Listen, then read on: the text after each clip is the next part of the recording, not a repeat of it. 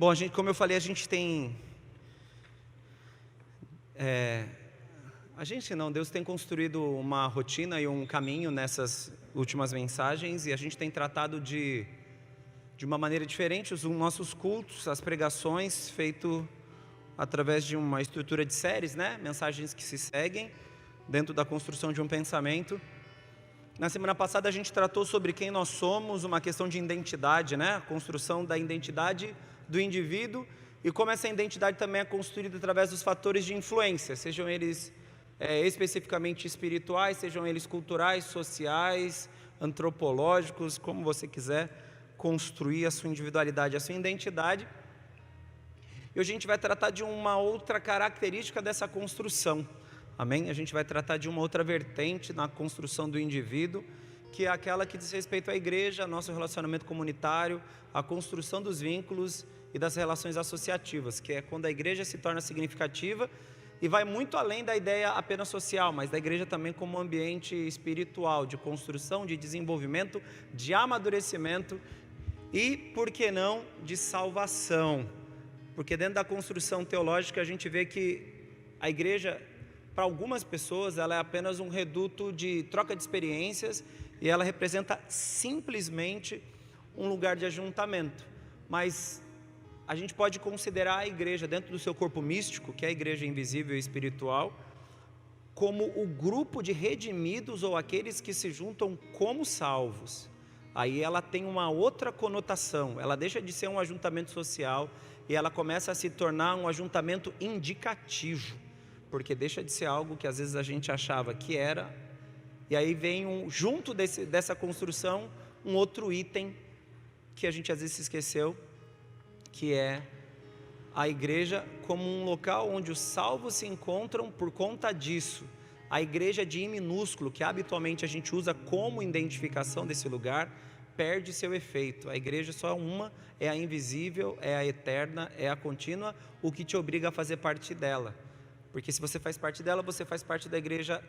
Se você faz parte da igreja, você é salvo. E a gente vai caminhar nessa direção. Amém? Já estou pregando antes de começar a pregação. Amém? Vamos orar primeiro, fazer direito. Tá bom? Vamos fechar os nossos olhos, queridos, por favor. Em nome de Jesus. Feche os teus olhos. Pai, nós te oferecemos esse tempo tão especial, precioso e poderoso de estarmos juntos, ó Pai.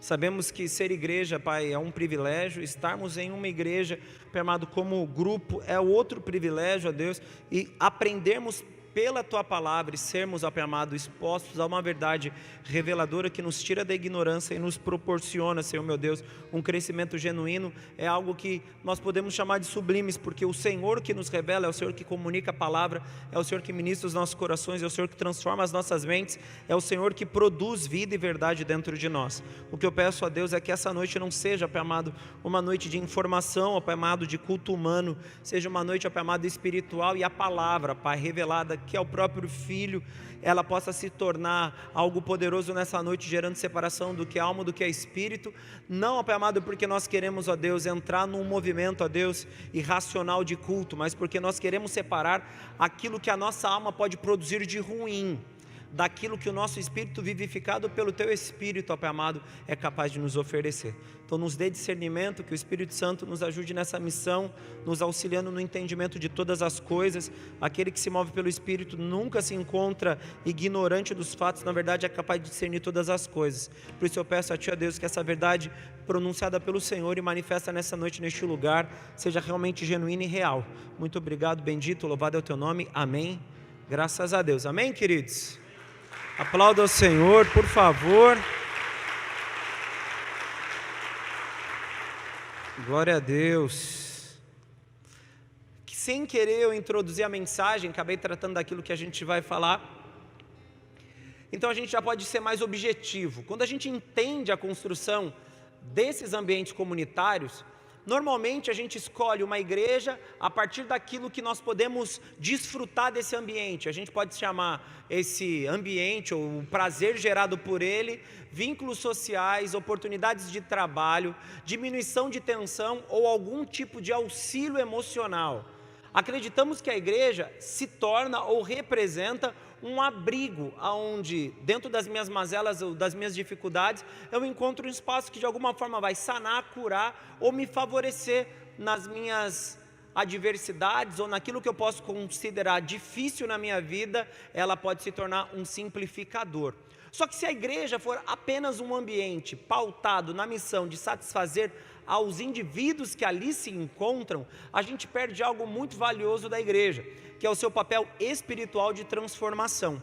Nenhum indivíduo associado a uma comunidade cristã ou que se moveu a participar daquilo que a gente pode chamar de igreja, dentro dos seus diferentes formatos, igreja, comunidade, pequeno grupo, célula, não sei como você gosta de nominar, mas se você o nomina e o significa na sua representação algo muito próximo do que é a igreja, você tem que ter em mente que a igreja ela tem uma função: te treinar para aquilo que Deus quer que você desempenhe e te auxiliar no seu processo de amadurecimento. A igreja ela não tem outra responsabilidade. O que talvez é incutido ou se torna parte do que chamamos ser igreja é talvez as ações de natureza social e de empatia. Quando a pessoa está passando por um problema, por um dilema, a gente vai lá, o auxilia. Mas antes de qualquer questionamento e de qualquer afirmação, até esse auxílio tem um objetivo: lapidação, treinamento, preparo para uma finalidade terrena, no cumprimento da sua missão espiritual ou eterna, no que diz respeito à sua salvação. Então a igreja, ela nunca foi um local onde a gente escolhe um sofá confortável para a gente se sentar. A igreja sempre foi um local onde Jesus, dentro do seu processo de discipulado, juntou indivíduos que ele chamou de discípulos, os treinou, os capacitou, os municiou de recursos, que depois de 3 anos e alguns meses de treinamento, os envia vocacionados a cumprir uma missão ou realizar aquilo que ele chama de continuidade da obra, que é quando se dá a inauguração ou início da igreja, que a gente conhece, Atos capítulo 2. Sabendo disso, a gente pode desfrutar do melhor que a igreja pode nos oferecer, ou a gente pode criar a partir das nossas mentes, e quando eu falo mente, a sua imaginação, o que você acha que a igreja tem que ser. E por conta disso, te levar a buscar uma igreja, estabelecer uma igreja, ou questionar uma igreja a partir daquilo que ela não tem responsabilidade nenhuma de oferecer. Pastor, mas a Bíblia não fala no grego, eclésia, que corresponde àqueles que foram trazidos para fora ou levados para fora, eles foram tirados do sistema, eles foram colocados para fora daquele conjunto de regras cerimoniais, presentes talvez no judaísmo e que agora já não faz mais parte da igreja. Se você pensa assim, eu também tenho que te dizer, você está errado. A igreja não é o grupo de indivíduos que foram tirados do sistema religioso. A igreja, ou eclésia, ou assembleia, ela representa um grupo de indivíduos que se reúne com uma finalidade: debater, discutir, aprender, questionar, desenvolver e amadurecer a partir de um tema. Porque o termo eclésia, ele não foi cunhado especificamente para identificar a igreja daqueles que foram chamados. Na verdade, qualquer assembleia no grego é identificada como eclésia. Então, se eu entendo que eclésia, ela não é um adjetivo exclusivo da igreja, que a gente entende dentro da língua portuguesa como igreja, essa assembleia representa muito mais, ou ela pode ser aplicada a outros grupos e a outros contextos. Esse tipo de significação que habitualmente as pessoas tentam dar à igreja, como aquele grupo que foi tirado do sistema religioso, ela está errada, porque não é um grupo de indivíduos que foram tirados do sistema religioso. Na verdade, é um grupo de indivíduos que se reúnem dentro de uma mesma verdade. Por isso que Jesus afirma: quando houverem 2 ou mais reunidos em meu nome, eu estarei presente. E isso faz uma menção ao que significa igreja ou eclésia no grego. Então, quando a gente se reúne, a gente está ali para desfrutar de tudo aquilo que é um componente da natureza de Cristo, amém? E os componentes da natureza de Cristo, eles articulam em 2 esferas. Ele articula na esfera que a gente pode chamar de vertical, é você e Deus. De onde você tirou isso? Da oração do Pai Nosso. Jesus fez isso. Em muitos momentos se referia a Deus como Senhor. Foi aquele que disse que apenas um era bom, que era o próprio Deus. Ele também afirma que ele tratava com o Pai. Ele também afirma que tudo o que ele ensinava, na verdade, foi aprendido, foi o próprio Pai que o ensinou. Então ali você vê a construção do relacionamento vertical. Dentro de uma outra construção, você via Jesus preocupado na alimentação dos indivíduos. multiplicação do pães e peixes. Aí existe uma relação horizontal, é Jesus e os indivíduos. O que dentro da soma dessas duas áreas, ou dessas duas vertentes, a vertical e a horizontal, a gente constrói ou compõe aquilo que a gente chama de expressão de fé cristã, ou aquilo que está presente dentro da eclesia, ou da eclésia, ou da assembleia, ou do carral hebraico de cristãos que se juntam em nome de um mesmo Deus, em nome do mesmo Senhor, com uma finalidade muito específica. Se eu entendo esse conceito de forma muito clara, aí eu consigo caminhar em direção à representação da igreja como um ambiente de desenvolvimento completo, em todas as vertentes. Então, o que eu encontro na igreja? Transformação. O que eu encontro na igreja? Segurança. O que eu encontro na igreja? Discipulado. O que eu encontro na igreja? Exortação. Eu encontro várias características e dentro de todas elas, uma função específica: me conformar à imagem de Cristo, ou me tornar como Ele, para que tanto a minha relação vertical como a minha horizontal revelem quem Ele é. Então, na busca da identidade dos cristãos e na busca da identidade de todos nós como indivíduos que professam a fé em Cristo, a gente descobre que ser crente, frequentar uma igreja, é o lugar aonde eu vou encontrar as maiores razões para eu não fazer parte desse grupo, mas ao descobrir todas as razões que me levariam a acreditar que eu não tenho que estar na igreja, eu descubro o porquê que a igreja existe. Porque quando você se conecta a um grupo de indivíduos imperfeitos, e você descobre nesse grupo que existem mais imperfeições do que perfeições, o primeiro pensamento é: vou deixá-lo. Só que como igreja, e entendendo que o papel da igreja é te auxiliar no seu amadurecimento, você descobre que mesmo a imperfeição dos indivíduos que compõem a igreja, essa imperfeição se torna um fator que contribui com a nossa maturidade.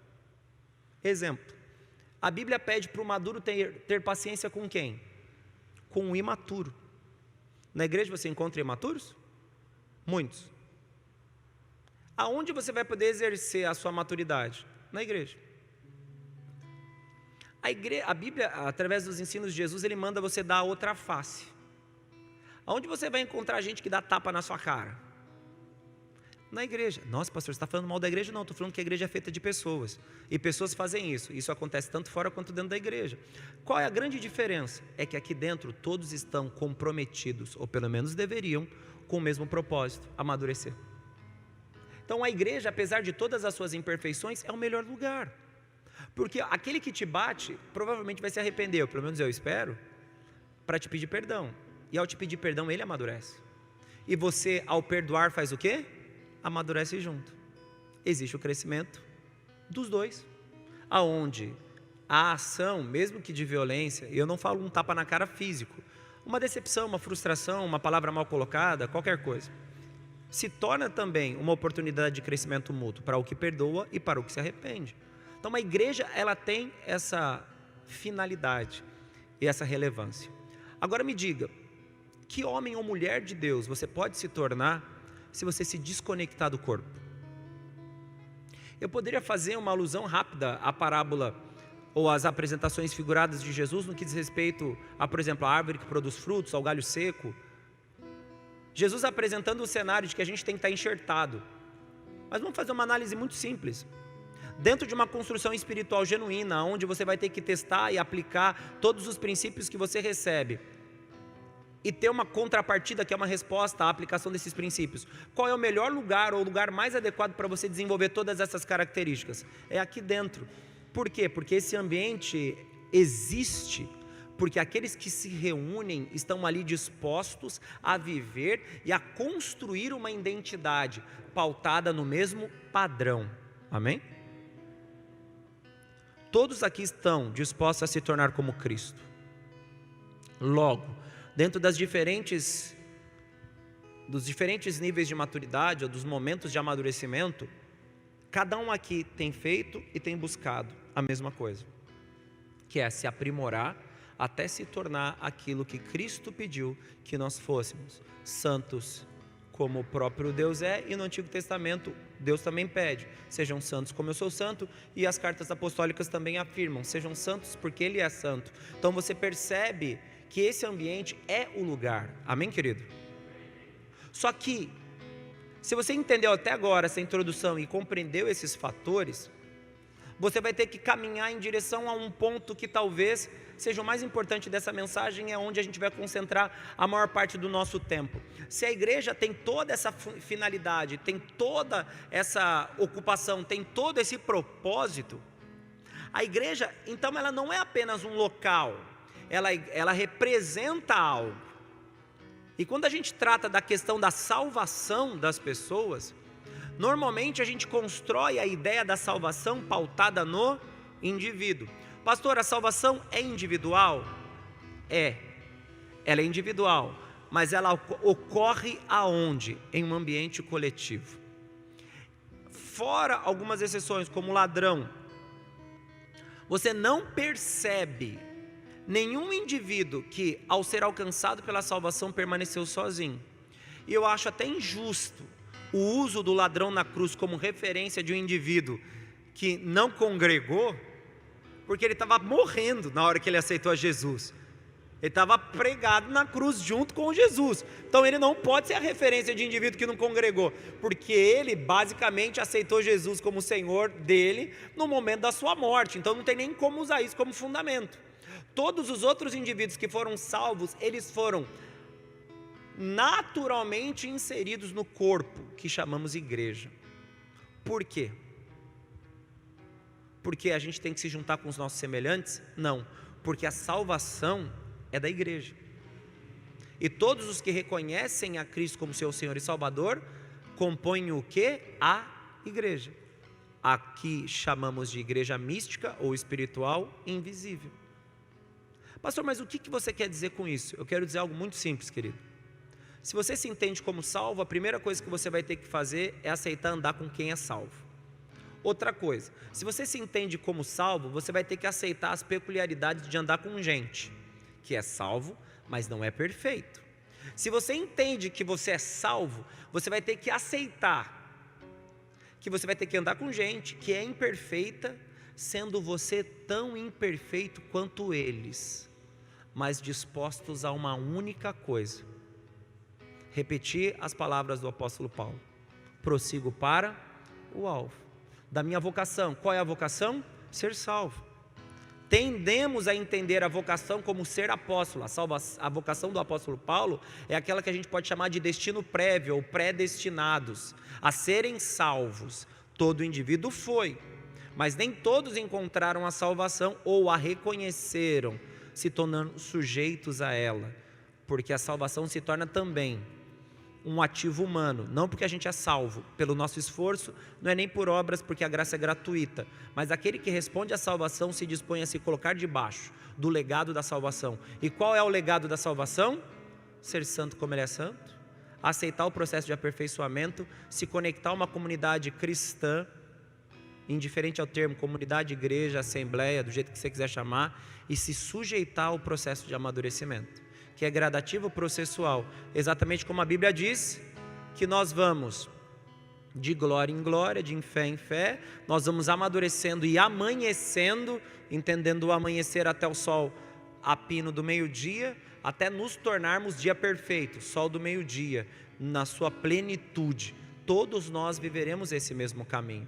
Só que antes que você diga, farei isso na minha casa, eu quero que você entenda algo muito simples. A sua identidade não pode ser construída de maneira isolada ou individualizada. A sua identidade vai ser construída através de um ambiente coletivo ou de um ambiente espiritual onde várias pessoas, perfeitas e imperfeitas, ou todas imperfeitas, mas em diferentes níveis de maturidade, estão envolvidos no mesmo processo, que é se tornar aquilo que Cristo os chamou a ser. Estão comigo? Amém ou não? Então, se você entendeu isso claramente, compreendeu esse fator, então a gente pode continuar essa mensagem do jeito que ela foi gerada por Deus para acontecer, amém? Abra sua Bíblia em Provérbios capítulo 27, no versículo 17, por favor.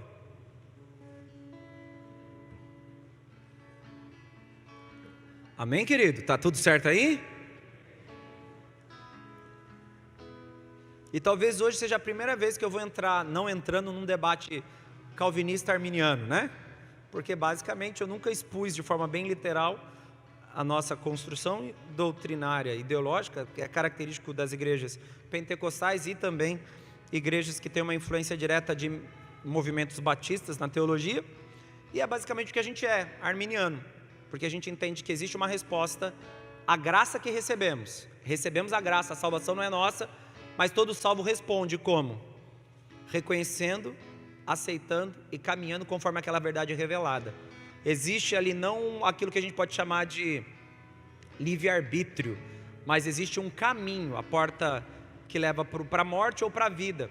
Em vários momentos você vê isso, e Cristo nos apresenta a porta da vida, que poucas pessoas a reconhecem, mas ao reconhecer fica a critério sobre caminhar por ela ou não. E aí é algo que o Espírito Santo, ao nos revelar a verdade, nos dá a oportunidade de fazer aquilo que sozinho nós não conseguiríamos. Nós nunca encontraríamos Jesus, nós nunca aceitaríamos Jesus por força própria, nós nunca nos tornaríamos salvos por esforço humano ou por sacrifício pessoal. Tudo que nós podemos chamar de salvação foi recebida por Deus, seja porque Cristo foi oferecido, seja porque o Espírito nos revelou, mas entendemos que existe a nossa participação no que diz respeito a aceitar isso. Logo, isso seria uma diferença dentro do que a gente chama de calvinismo e arminianismo, a graça irresistível. Dentro da ideia arminiana, a graça não é irresistível, ela é mais ou menos resistível, não dá para a gente detalhar agora. Vamos lá, Provérbios 27:17 diz o seguinte: como o ferro com ferro se aguça, assim um homem afia o rosto do seu amigo, amém? Essa é talvez a melhor definição para aquilo que chamamos de igreja. Igreja sempre vai ser um ambiente onde isso acontece muito mais vezes do que você gostaria, porque tudo aquilo que foi feito para encontrar o seu estado perfeito, obrigatoriamente vai ter que passar por um processo de separação ou qualificação. E qual é esse processo? Ele é meramente espiritual, não fazendo diminuição disso de forma alguma. Todo o processo vivido pela igreja, pelo cristão, ele é espiritual, mas às vezes ele acontece dentro da área horizontal, dentro da relação humana. Porque seria fácil você dizer assim: só Deus pode me julgar, só Deus pode falar o que eu posso fazer, o que eu não posso fazer, só Deus pode mandar eu parar. Não, você está errado. Qualquer pessoa pode fazer isso. E talvez a sua reação à fala de alguém já prova se você é maduro ou imaturo. A maneira que você responde a um questionamento, a uma exortação ou a qualquer coisa parecida com isso, já prova se você é imaturo ou maduro. Tem gente que acredita que a maturidade é fruto do tempo estendido que a pessoa tem na igreja. É provável que muitas pessoas que frequentam as comunidades nem fazem parte da igreja ainda, porque não se reconheceram dentro da sua verdadeira identidade, e a própria salvação não produziu os frutos que entendemos ser aquele característico dos arrependidos, frutos dignos de arrependimento. Então todas as pessoas que são expostas ao verdadeiro evangelho, são salvas de verdade e se conectam, elas vão passar por esse processo de lapidação, de aprimoramento. De onde que você tirou isso? Da Bíblia. De onde veio isso, pastor? A Bíblia nos incita a fazer o quê? Aperfeiçoem a santificação que receberam. Está falando sobre ser salvo? Não, mas está falando sobre mudarmos coisas em nós que há muito tempo não mudamos ou resistimos. Então quem que vai mandar eu mudar? Ninguém vai mandar você mudar. Você vai ter que se conectar, se aproximar de pessoas. E a exposição a esses diferentes níveis de relacionamento, de pessoas que têm autoridade sobre a sua vida, pessoas que não têm autoridade sobre a sua vida, pessoas que você tem autoridade sobre a vida delas, todo esse grau de exposição, de relacionamento, vai te ajudar a amadurecer. Então a sua identidade não pode ser construída lá fora. E eu vou piorar, usando um caso muito mais simples. A sua maturidade nem pode ser construída com pregador de internet, que você só vê assistindo pela internet. Ali, de acordo com a fala do apóstolo Paulo, ele diz assim: você só tem um pai e vários ais, ou você só tem um pai e vários mestres. Quando ele diz que a paternidade é dele exclusiva, ele diz: vocês sabem o que eu como, o que eu visto, quando eu acordo, quando eu não acordo, o que eu faço no dia sim, no dia não, quando a pessoa briga comigo, quando um cara endemonia, quando uma pessoa fala uma palavra atravessada, vocês sabem quem eu sou em todos os momentos da minha vida, vocês sabem como é que eu me comportei quando eu pequei, vocês sabem como é que eu me comportei quando eu acertei, quando eu fiz um milagre, melhor, entendendo de forma correta, tá? Deus me usou para o milagre. O apóstolo Paulo deixa claro. Então, vem em mim, se eu falar um negócio para vocês, vocês vão me ouvir. Não, mas o mestre que eu vi lá na internet mandou eu fazer diferente. Ele não é o teu pastor, ele é apenas um mestre. Ele está te informando, trazendo conteúdo. A sua identidade é construída onde? Aqui. Aí eu te pergunto, você está aberto para os relacionamentos com os teus irmãos? Você está aberto para o processo de ser lapidado, ou ser afiado, como o ferro é, o ferro afia o ferro, ou o aço afia o aço? Se você diz que sim, a primeira coisa que você tem que se tornar é tolerante às diferenças e capaz de lidar com todas elas de maneira madura. A maior característica que eu vejo no meu filho é, todas as vezes que ele vai ser repreendido, ele tende a ignorar a repreensão. Meu filho tem 7 anos de idade. A minha filha faz o mesmo, ela tem 4 anos de idade. Todo indivíduo que ignora a repreensão, ele é tratado como louco. A Bíblia condena esse comportamento. Por quê? Porque o padrão de relacionamento da igreja, no que diz respeito à sua identidade, é vertical e horizontal. Porque é necessário o aprimoramento, o amadurecimento e a lapidação. Amém ou não? Se você acha que não, espero que hoje a carruagem de fogo te leve. Porque senão, não é o fogo dos céus que vai, é o lá de baixo. Então não vai dar muito certo. Não preciso, cuidado se rachar o chão. Qualquer trinco em casa já chama, pede perdão, ora, repreende, porque pode ser o chão abrindo e tomar cuidado, né? Onde aconteceu isso? Você conhece a historinha do povo lá no deserto? Aconteceu um negócio desse, o povo ficou muito louco lá, o chão abriu, engoliu a galera e não deu certo. Então toma cuidado se achar que, mais do que deve sobre si mesmo. A Bíblia também condena isso, que ninguém considere sobre si mais do que é devido. Você é você, amadureça, só isso. Entenderam, queridos? Então a nossa identidade, ela precisa desse ambiente totalmente fértil. Fértil de quê? De defeitos e também de A igreja tem isso. A igreja é um ambiente abundante de tudo que é bom, e a igreja é um ambiente abundante também de tudo que é ruim. Nossa, é verdade? É. A Bíblia não diz que era impossível que não haveriam escândalos. Ela diz. Só que ela também afirma, ai daquele por onde vem os... Então você percebe que só nós que achamos que a igreja tem que ser perfeita, já percebeu? Eu virei crente, todo mundo tem que ser perfeito, santo, voar no Espírito, não pode tocar o chão de tão elevado que a pessoa é tipo uma coisa de louco, se eu chegar perto eu caio, de tanta unção. Não, essa é uma visão humana, porque tendemos muito mais a sermos farisaicos e criarmos a personificação do que é santo, conforme os nossos olhos, do que reconhecer a santidade proveniente de Deus, ou o padrão de Deus de santidade. Porque o padrão de Cristo de santidade é progressivo. Ele é progressivo e contínuo, mas ele não é instantâneo. O que é instantâneo é o perdão dos seus pecados. Ele é instantâneo. Mas o ajuste do seu caráter é progressivo. Ninguém fica bom de um dia para o outro. E aí você começa a se conectar com as pessoas. E aí você começa a enfrentar dilemas e dificuldades em diferentes áreas desses relacionamentos. O que Deus está te oportunizando, querido? Lapidação. O ferro afia o ferro.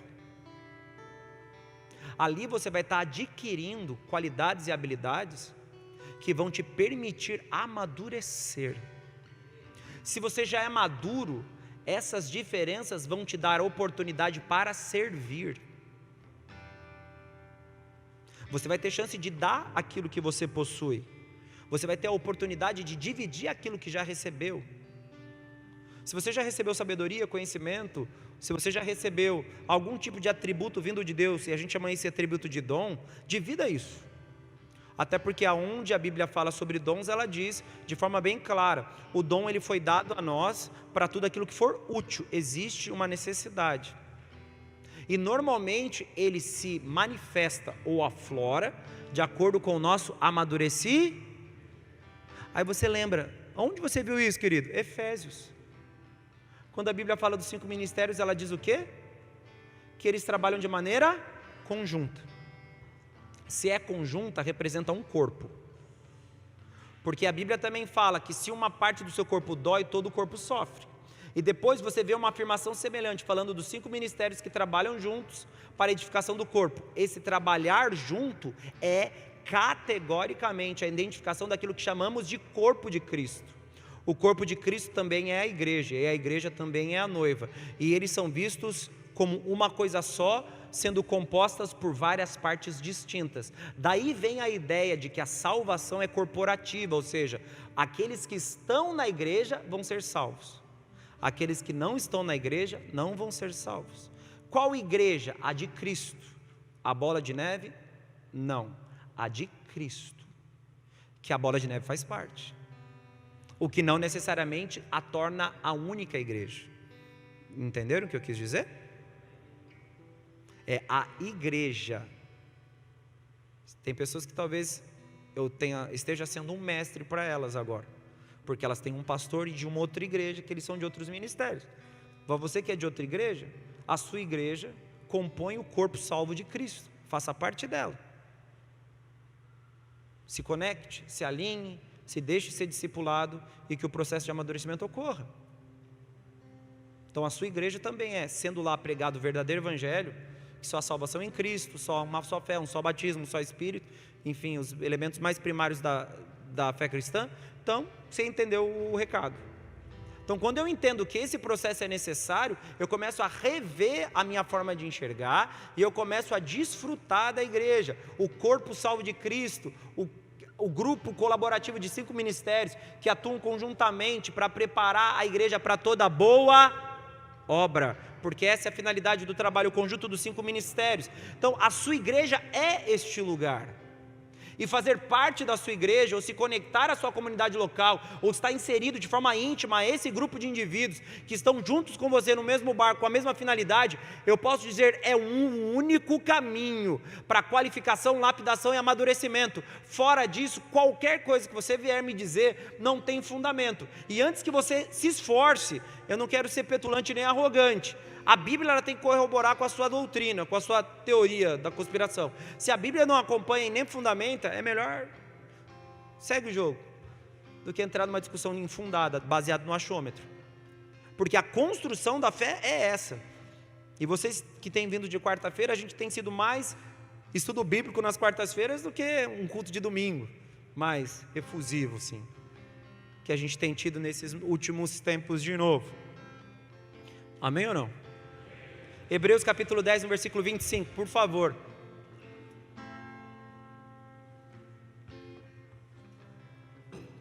Agora vamos para a parte da salvação da galera.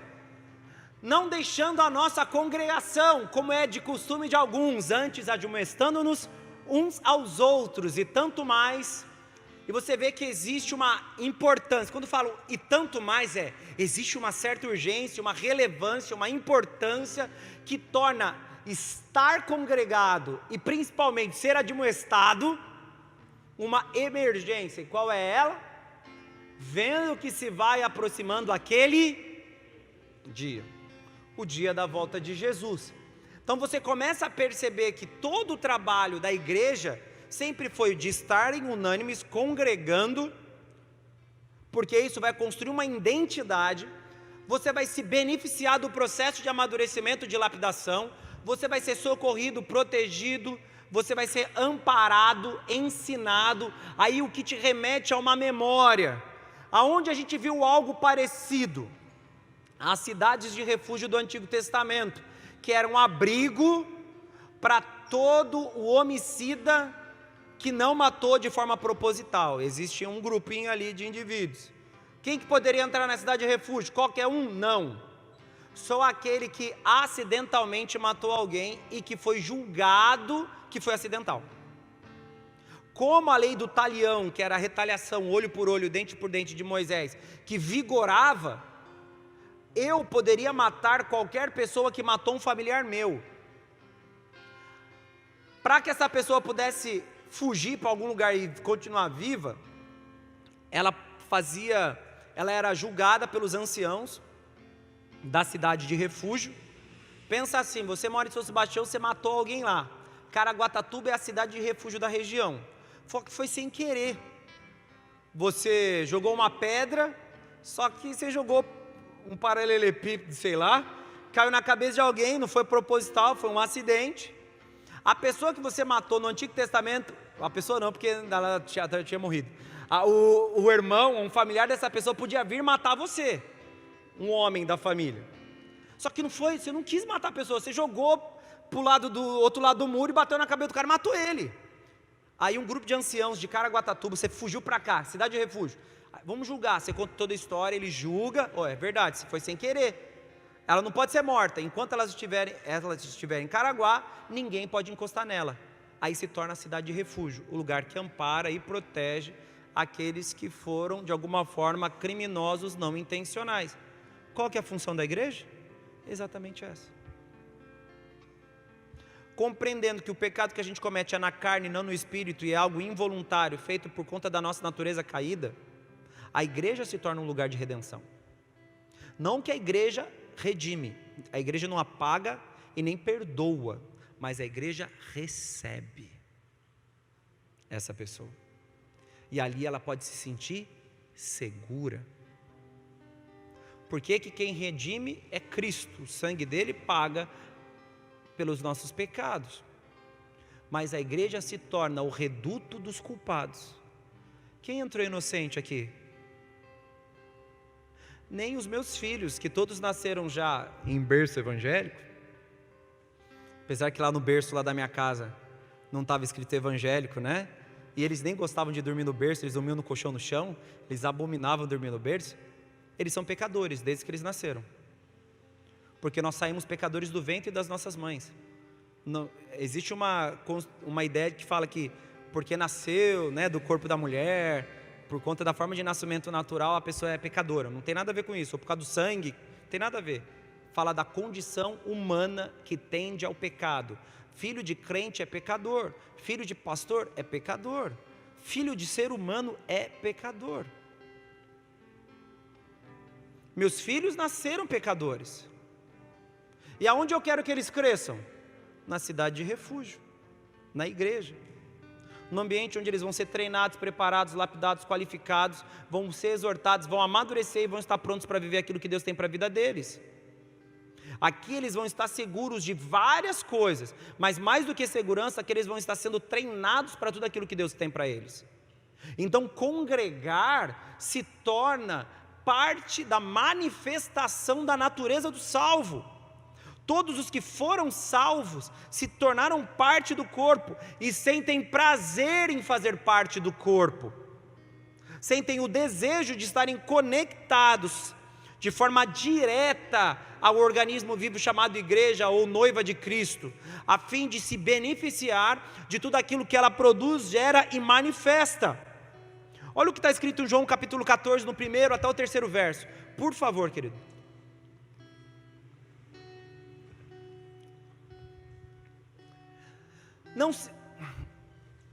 Não se turbe o vosso coração, credes em Deus, crede também em mim. Na casa de meu pai há muitas moradas, se não fosse assim, eu vou-lo teria dito, vou preparar-vos lugar.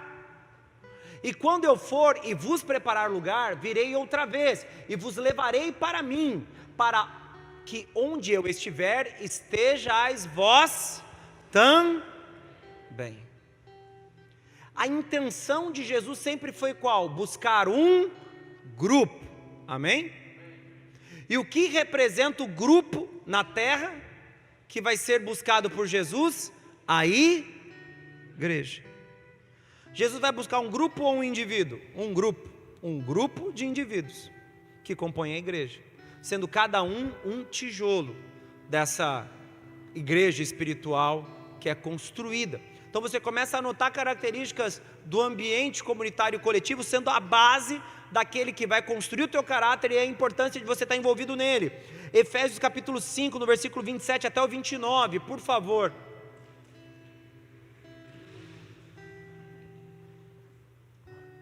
Para apresentar a si mesmo, igreja gloriosa. Todo o esforço de Jesus teve qual finalidade?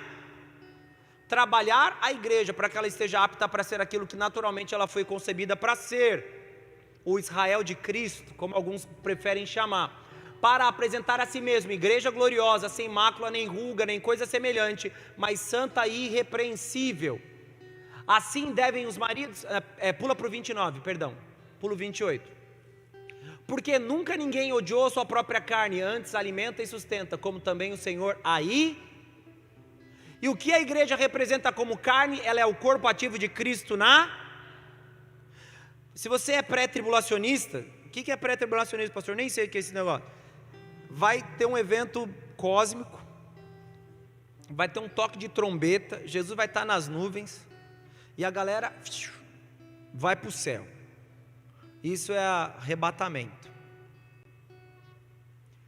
Esse evento, pastor, eu acredito no pré, no meso, no pós, indifere, vai acontecer o evento. Ele vai buscar quem? Ele vai buscar o Arthur ou ele vai chamar a igreja? Quem que ele vai chamar? Mas ele não vai chamar eu? Ele vai, porque eu faço parte da igreja. Estar conectado organicamente ao corpo, até no dia do arrebatamento vai ser bom para você. Pastor, mas e se a pessoa está num lugar onde ele não pode frequentar um grupo? Aí é uma situação atípica, e ele vai ser levado como uma igreja espiritual. Mas você que pode estar conectado ao corpo de Cristo e não quer estar, você nunca vai amadurecer espiritualmente, você vai viver ainda envolto de histórias fantasiosas, de fábulas e historinhas de criança. Você nunca vai amadurecer na sua vida. Provavelmente você não vai estar apto para o ministério.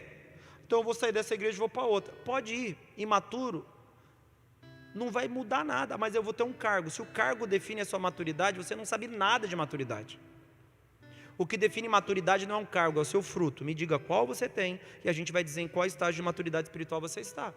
Por quê? Porque a Bíblia diz que o próprio agricultor se ocupa de fazer com que os nossos ramos sejam cuidados ou podados para que produza cada vez mais. Se você está produzindo, quer dizer que você está amadurecendo, ficando cada vez mais fértil para aquilo que Deus tem para você. E eu não estou falando nem de grandiosidade, mas estou falando de volume. É uma árvore que produz constantemente. Uma árvore infértil até brota uma amorinha lá, que eu tenho uma amoreira, o Ju me deu uma amoreira. Mas se eu não cuidar direito, não alimentar ela, não fazer ela amadurecer para que ela sempre produza, ela nunca vai atingir aquilo que se espera. Então são conceitos que devem ser definidos, porque vocês têm que ter uma identidade, amém ou não? Nós temos que ser diferentes uns dos outros? Não. Nós temos que ser iguais. Porém, nós temos características individuais, mas nós somos iguais dentro da nossa matriz de identidade, e a igreja é o lugar para isso.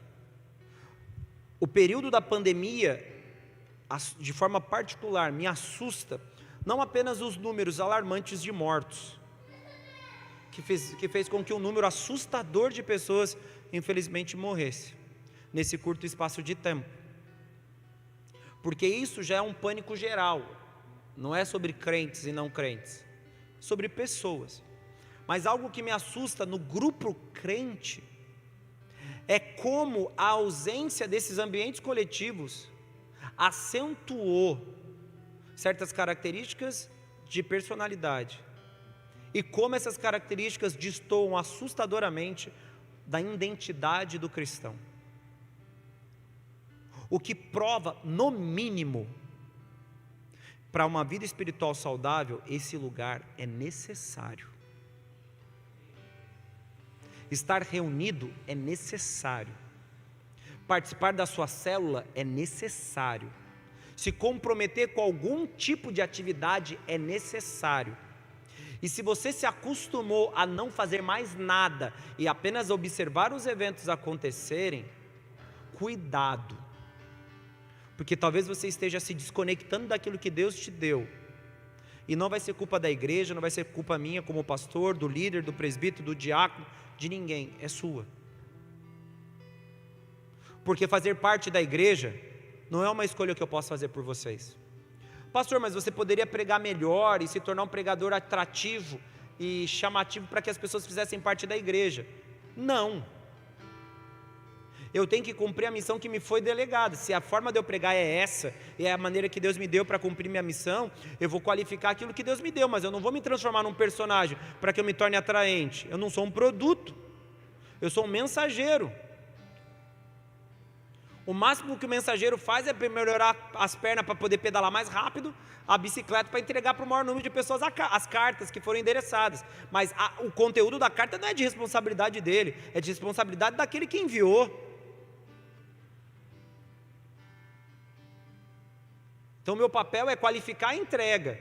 Dentro disso, conhecimento, virtude no espírito, testemunho, enfim, todas as características, para fazer com que a mensagem chegue mais rápido, porque talvez o pastor maior mau caráter, é difícil você acreditar no que ele está falando, mas se ele tem bom caráter, bom testemunho, sabe da Bíblia, conhece, tem as virtudes do espírito, se os diáconos tinham que ser cheios do espírito e conhecer a palavra, imagina o pastor, não só isso, ele tem que ser marido de uma só mulher, educar os filhos, tem um monte de exigência, porque o testemunho qualifica a mensagem, que faz com que ela chegue mais rápido no teu coração. Pô, o cara é de Deus mesmo, vamos ouvir o que ele tem para falar.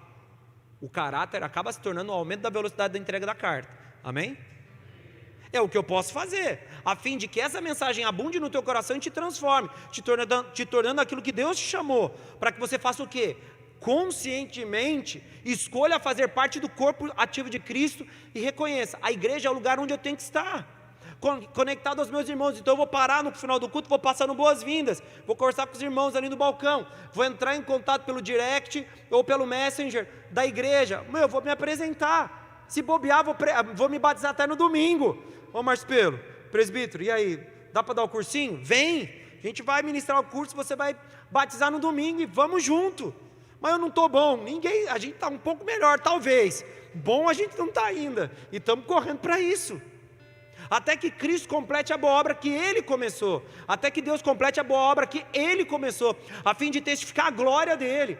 E você vai fazer o quê? Vou me tornar parte do corpo, para que eu possa ser admoestado, para que eu possa ser ministrado, para que eu possa ser amparado, acolhido nos meus momentos de choro, tenha pessoas com quem eu possa dividir as minhas lágrimas, das minhas vitórias, eu possa dividir as minhas alegrias, nas minhas mazelas, eu possa ser discipulado, eu possa ser direcionado, lapidado, e em algum momento me encontrar com o mestre.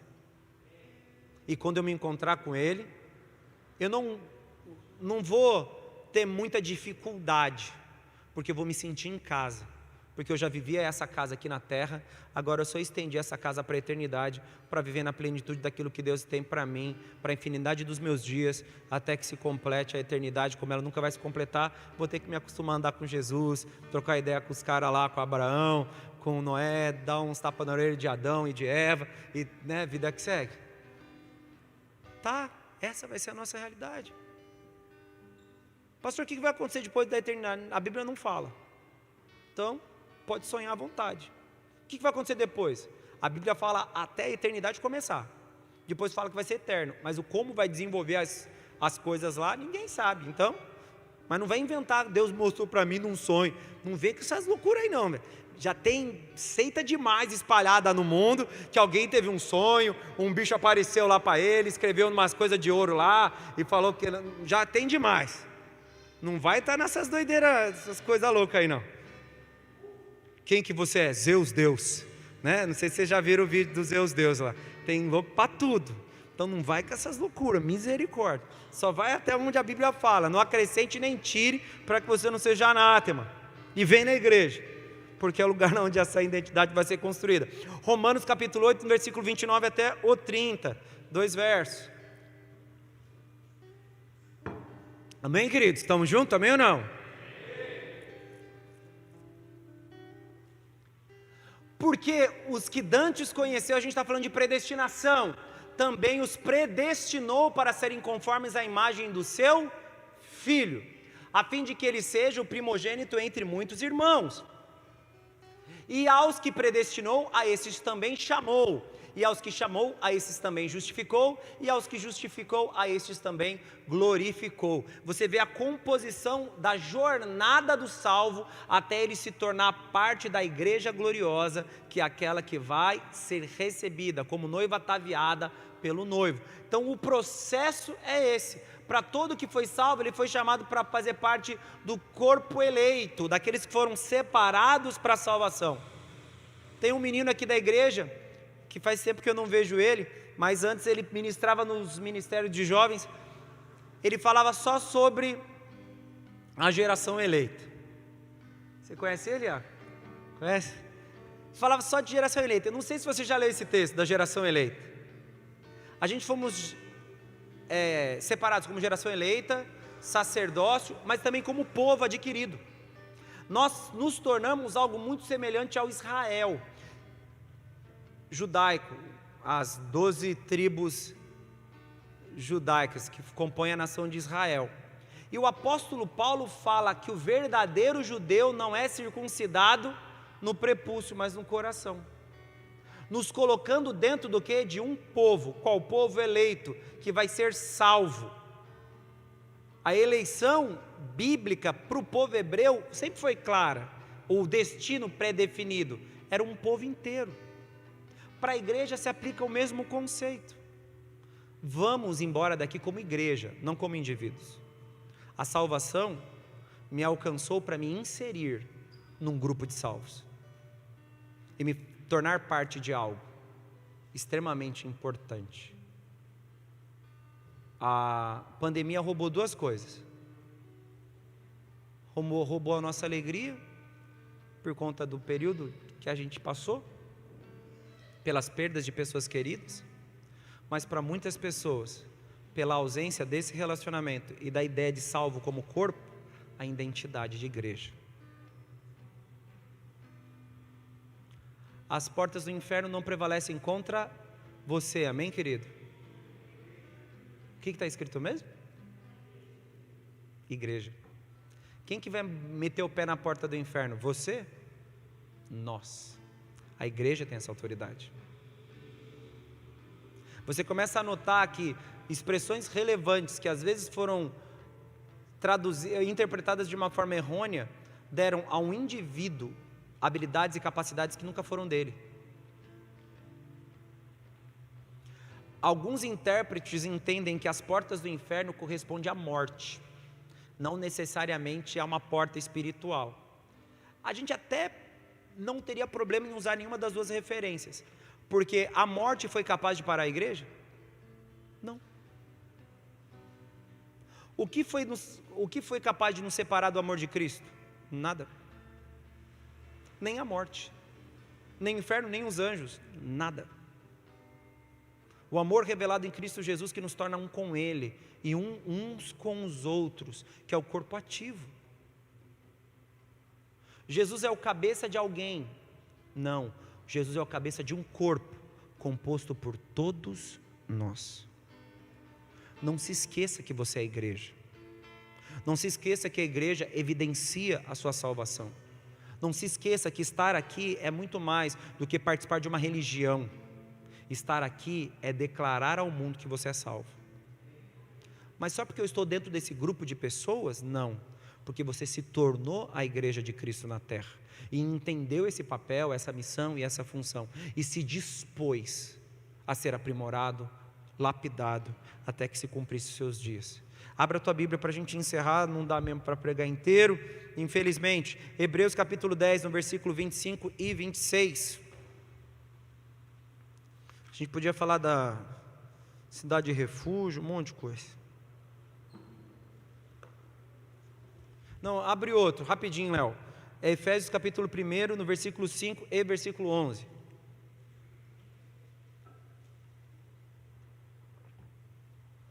Se o pessoal quiser já entrar aqui, por favor, pode chegar junto aí. Olha o que diz o texto: e nos predestinou para filhos de adoção por Jesus Cristo, para si mesmo, segundo o beneplácito de sua vontade. Versículo 11: nele digo, em quem também fomos feitos herança, havendo sido predestinados, conforme o propósito daquele que fez todas as coisas, segundo o conselho da sua vontade. Predestinação existe? Sim. No aspecto da salvação, para quem? Para todos os que reconhecem a Jesus como seu único e suficiente Salvador, não uma eleição específica ou um sacrifício específico, mas um sacrifício feito pela humanidade. A gente lê isso de forma muito romântica em João, quando fala que Deus amou o mundo de tal maneira que deu seu Filho unigênito para todo aquele que nele cresce, não perecesse, mas tivesse vida eterna, para o mundo inteiro. E esse destino de salvação, ele acaba nos indicando esse caminho, que é ser lapidado, processado e testificar a salvação aqui neste lugar, chamado igreja, amém? E agora, para encerrar, Hebreus capítulo 10, versículo 25 e 26.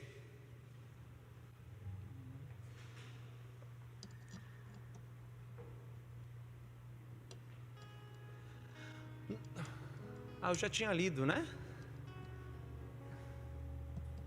Mas eu não li o 26, agora eu leio o 26. Não deixando a nossa congregação, não, pode ler, só para dar contextualização. Não deixando a nossa congregação, como é de costume de alguns, antes admoestando-nos uns aos outros, e tanto mais, quanto vedes que se vai aproximando aquele dia. Versículo 26, porque se pecarmos voluntariamente, depois de termos recebido o conhecimento da verdade, já não resta mais sacrifício pelos pecados.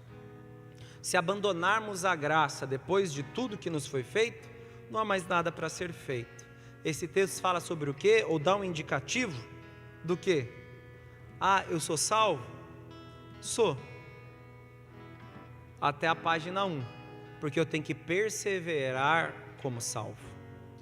Ou seja, eu não posso deixar de congregar, eu tenho que ser admoestado para eu ter a identidade do corpo de Cristo, porque se eu deixar de congregar e deixar de ser admoestado, o 26 vai acontecer comigo. E o que vai acontecer? Eu vou pecar voluntariamente, não vou me arrepender, e já não vai haver mais nada para ser feito para que eu seja redimido. Eu vou, como alguns não gostam de ouvir, perder a salvação. Mas não porque eu perdi, porque eu a abandonei voluntariamente. Não quero mais fazer parte do corpo de Cristo, vou viver para o mundo. Para alguns, isto demonstra que a pessoa nunca foi salva. Mas, dentro da ideia de salvação comum, a pessoa pode ter tido uma experiência com a salvação, mas resistiu ao Espírito e não se rendeu completamente, para que a salvação completasse a boa obra, que é de nos fazer conscientes e de nos fazer perseverantes até o fim. Então, querido, se você quer mudar a sua identidade espiritual, te convido a estar aqui, fazer parte dessa comunidade, que é a igreja também de Cristo, dentro de uma pequena parcela dessa igreja espalhada pelo mundo, e que você participe de tudo que você puder, participe da célula, dos cultos, do mergulhando. Enquanto isso ainda é online, a gente não começou com as atividades presenciais, mas quanto antes a gente vai voltar a tê-las. Participa dos cultos de sábados temáticos, mulher, homens, enfim, nos cultos de domingo. Vem, seja exposto, se relacione, se envolva nos ministérios, participe, se sujeite, aprenda, seja lapidado e cresça, até que você atinja a estatura do varão perfeito. E quando acontecer isso, beijo no coração, Deus abençoe, porque o céu te espera. Se isso não aconteceu, fica aí quietinho, vamos amadurecer todo mundo e vamos crescer na graça e no conhecimento até que se complete a boa obra que Ele começou nas nossas vidas. Amém ou não? A sua identidade tem que ser restaurada. E esse é o lugar que Deus escolheu para que ela acontecesse. Amém, querido? Então, persevere até o fim. Fique de pé no nome de Jesus.